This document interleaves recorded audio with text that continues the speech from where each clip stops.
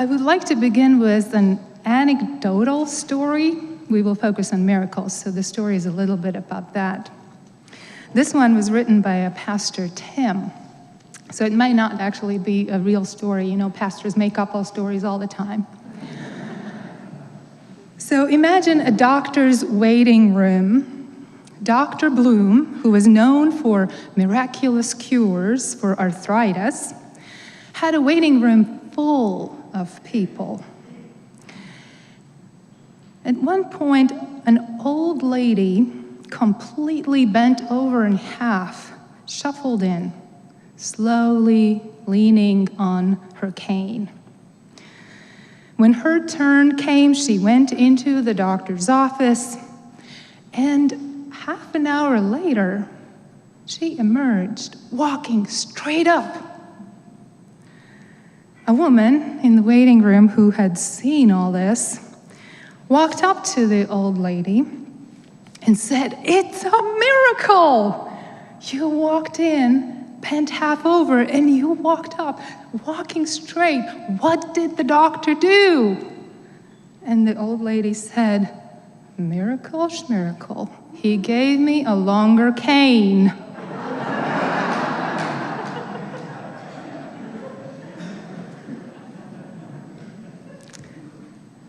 Well, I kind of think that a lot of Unitarian Universalists think about miracles this way. We're rational, we have explanations, we kind of have a hard time sometimes with that concept of miracles.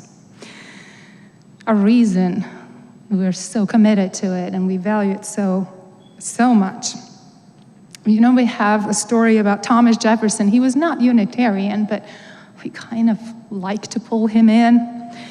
But he is known for taking the Bible and cutting out pieces from it, especially the pieces that had miracles in them. So he cut out miracles that Jesus was performing in the Gospels, casting out demons, feeding the 1,000, healing the lepers, and giving sight to the blind, or even raising the dead. We know this today as the Jefferson's Bible. But Thomas Jefferson was not the only one who had a hard time with miracles. It's kind of not surprising for UUs to be at odds with miracles if we look at our religious tradition that has shaped our faith today. Reverend Scotty McLennan did some research. He looked at the UU library and found that there are not that many references to miracles.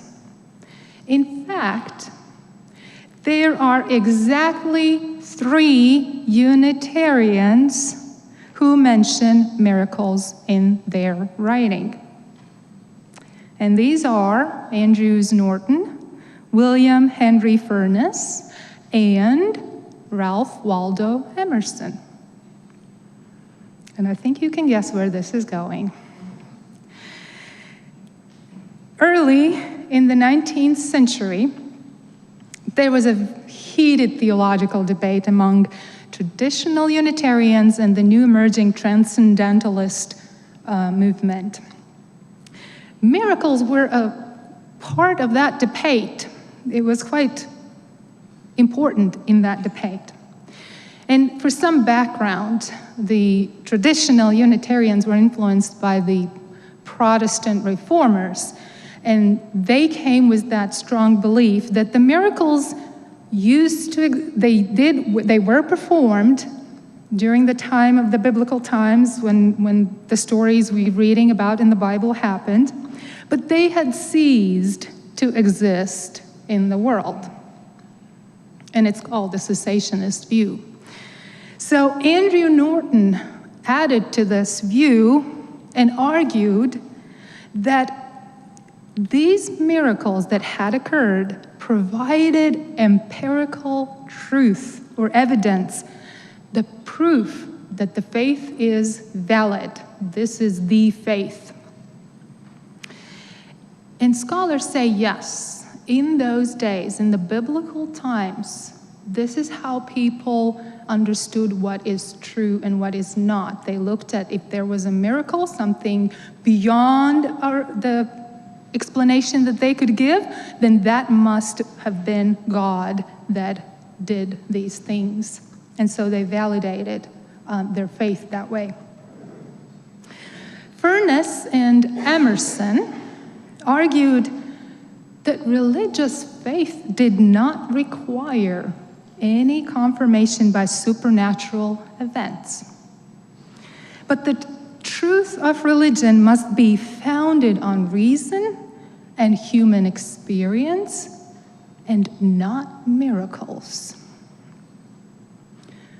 And for transcendentalists, the idea that God had ceased to be active in today's life, that idea was not acceptable to them.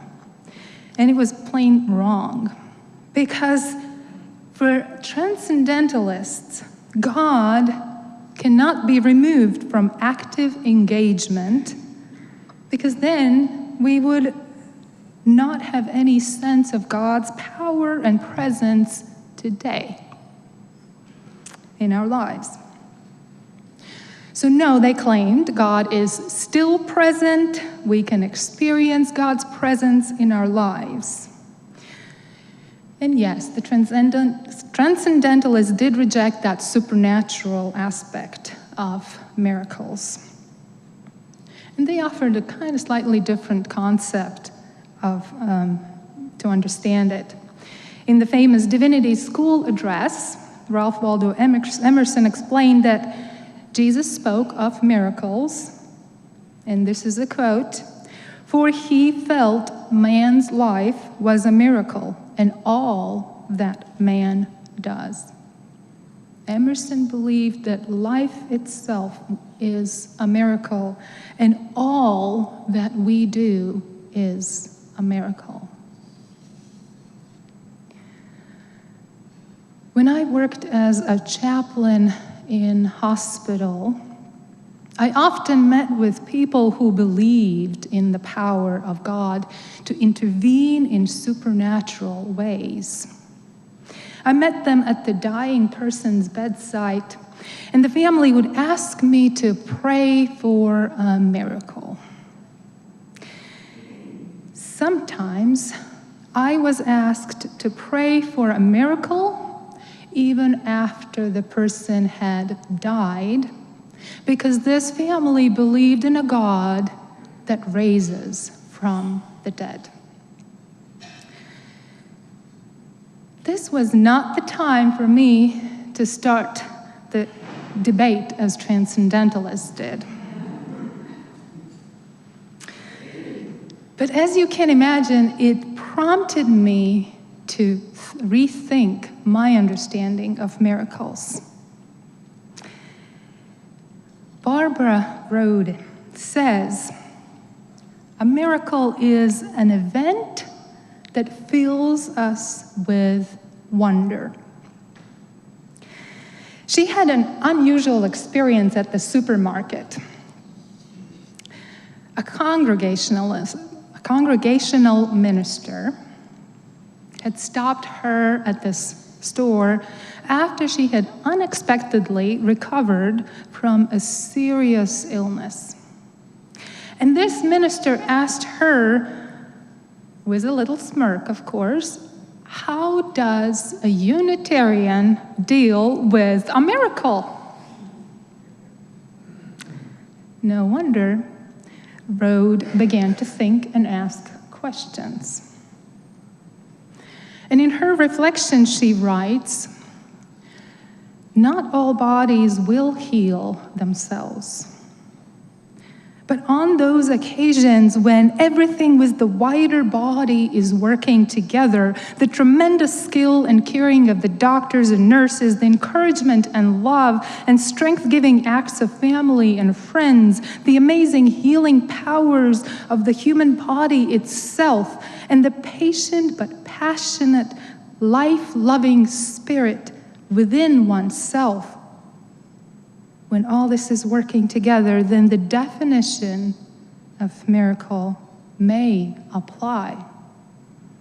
So as Rhodey said, miracle is an event that fills us with wonder. And what does you do with a miracle? She says, she does what all humans do in the presence of wonder. She gives thanks. The word miracle does point to the object or sense of wonder, amazement, awe.